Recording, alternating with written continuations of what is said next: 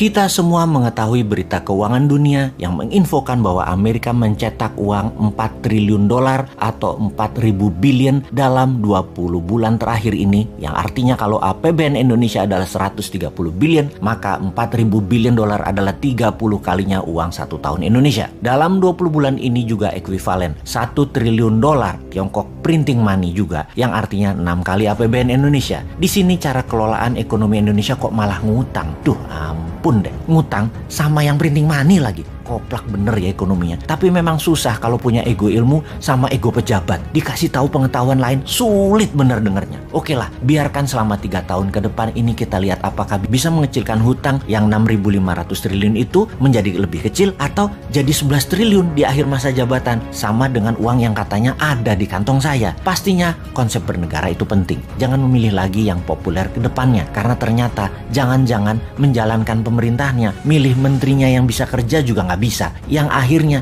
dia lagi yang ditunjuk untuk menyelesaikan proyek mercusuarnya. Coba lihat dengan seksama siapa yang bisa bertanding di tahun 2024. Semuanya dirinci. Bisakah membuat rupiah ke 10.000 terhadap dolar? Bisakah membangun tanpa pinjaman IMF dan pinjaman Tiongkok? Bisakah membuat Indonesia menjadi raja ASEAN di tahun 2035? Bisakah mensejajarkan Indonesia dengan Tiongkok dan Amerika di tahun 2045? Apa konsep ekonominya? Apa konsep pertahanan wilayahnya? Pasti nggak ada. Sebutkan 3 gubernur yang populer saat ini di survei terdepan. Mampu nggak dia? Coba tanya incumbent yang saat ini jadi menteri, yang beberapanya cukup genit untuk menari di tahun 2024. Sekarang ngapain aja mereka? Lalu di tahun 2024 nanti mereka ngapain? Rasanya sulit membuat Indonesia menjadi superpower kalau mereka-mereka ini yang menjabat. Ini pertanyaan dan pernyataan loh. Tapi mereka harus buktikan dengan konsep-konsep mereka itu. Atau sisi lain, oposisinya. Siapa yang akan menari di tahun 2024 dari oposisi saat ini? Apa konsep luar negerinya? Timnya siapa saja? New Mind setidaknya ada 5 orang yang sudah dijual tampang mereka dikemas dalam promosi workshop. Mau tahu 100 orang lainnya lagi? Perlahan New Mind akan pajang siapa saja mereka dan silakan menilai. Pastinya mereknya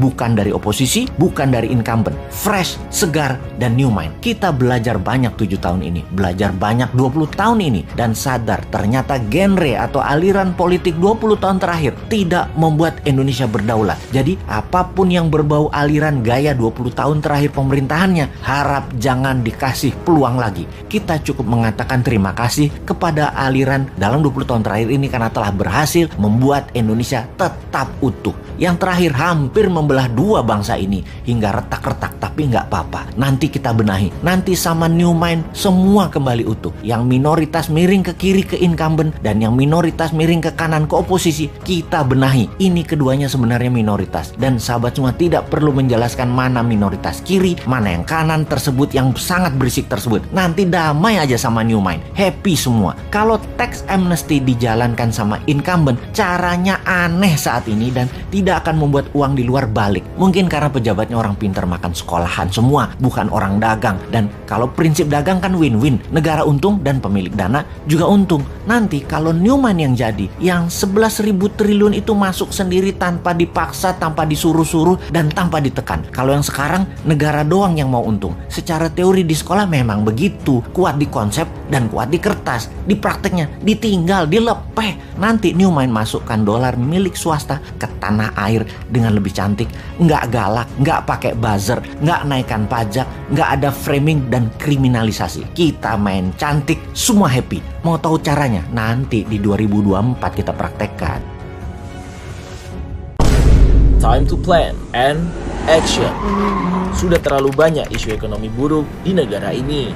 Stop, saatnya Anda tahu wealth profile bisnis yang cocok untuk kepribadian Anda dan menambah penguasaan baru dalam mengelola cash flow Anda. Ambil peluang ini, ikuti Bosman Tour 2023. Solo, Malang, Tangerang, Road to Billionaire. Selamat bergabung.